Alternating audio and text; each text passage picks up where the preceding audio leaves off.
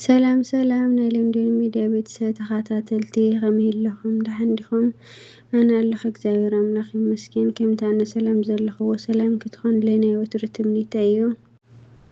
እምበር ሕፅር ብዝበለ ስነ ፅሑፍ ሒዘልኩም ቀሪበ ኣለኹ። ዲያብሎስ ብእትፈትውዎም ሰባት ኣቢሉ ከጥቅዐኩም እዩ። ኣብ ዙርያኻ ንዘለዉ ኣስተውዕለሎም። ህይወት መወዳእታ ዘይብሉ ናይ ዲያብሎስ ፈተናታት ዝተዓብለለት ዓውደ ውግእ እያ። ኣብዚ ዓውደ ውግእ ድማ እቲ ዝዓበየ ቁስልና መብዛሕትኡ ግዜ ካብ ጓኖት ዝመፅእ ኣይኮነን፣ ካብቶም ዝቐርቡና ሰባት ክምስ ዝብሉና ሰባት እዮም ዝመፁና። ካብቶም እንኣምኖም እንፈትዎምን ምስጢርና እንነግሮምን ሰባት እዮም ዝመፁና። ዲያብሎስ ኣዝዩ ተንኮለኛ ስለ ዝኾነ ርኡይ ጸላኢ ኮይኑ ኣንጻርኻ ክመጽእ ንደቂ ኣዳም ንምስባር እቲ ዝቐለለ መንገዲ ብርሑቕ ተጸባኢ ዘይኮነስ ብፍሉጥ ዓርኪ ምዃን ይፈልጥ እዩ። ስለዚ ድማ ኢኻ ዓንኬልካ ክትከታተል ዘለካ። መጽሓፍ ቅዱስ ነዚ ብንጹር ይገልጾ። ዲያብሎስ እቲ መጻርትኹም ከም ዝጓዝም አንበሳ ይነብሕ ኣሎ ይብለና። ከምኡ'ውን ዲያብሎስ ንሳምሶን ከጥፍኦ ምስ ደለየ ሰራዊት ኣይሰደደን፣ ንደሊላ ሰደዳ።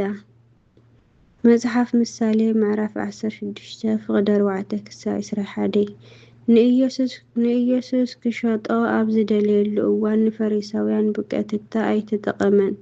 ንይሁዳ ሓደ ካብ ደቀ መዛሙርቱ እዩ ተጠቒሙ።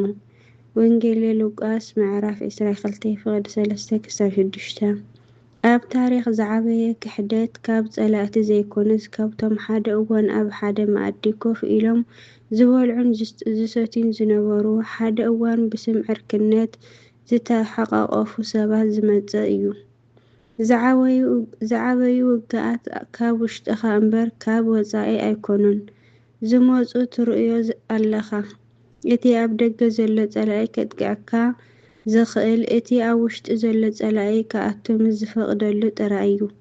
ብዙሓት ሰባት ብሰንኪ ገዳማዊ ስግኣት ዘይኮነስ ብሰንኪ ውሽጣዊ ምብስባስ እዮም ዝወድቁ። ዲያብሎስ ኣብ እዝኒ እቶም ዝቐርቡኻ ሕሹኽ ይብል፣ ዘርኢ ክሕደት ይተክል። በዚ ምኽንያት እዚ ኢኻ ኣስተውዓሊ ክትኸውን ዘለካ። ኩሉ ዘጥቅዐልካ ምእንታኻ ሕጉስ ኣይኮነን።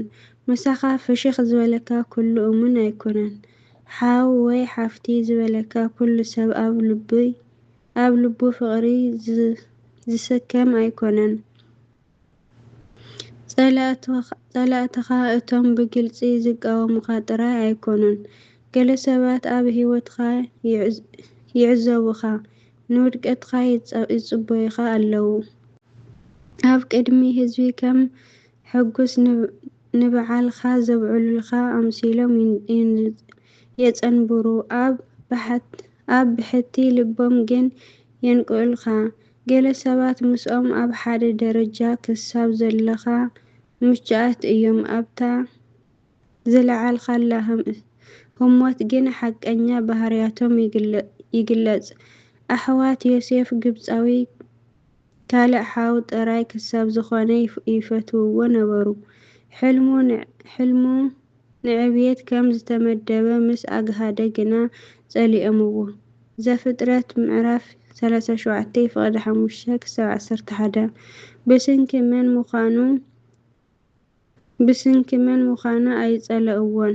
ብስንኪ እቲ ዝተሰከሞ ሓላፍነት ብሉጽነት ነገር ይጸልእዎ ነበሩ። ፍቁረይ ተጠንቀቕ፣ ገለ ሰባት ኣይጸልኡኻን እዮም። ቅብኣኻ ይጸልኡ፣ ገጽካ ኣይጸልእዎን። ጸጋኻ ይጸልኡ፣ ህላወኻ ኣይጸልእዎን። ዕላማኻ ይጸልኡ። እቲ ዝዓበየ ጸላኢ መብዛሕትኡ ግዜ እቲ ዘፈራርሐካ ዘይኮነስ እቲ ብድሕሪ ሕቖኡ ካራ ሒዙ ዝሓቁፈካ እዩ።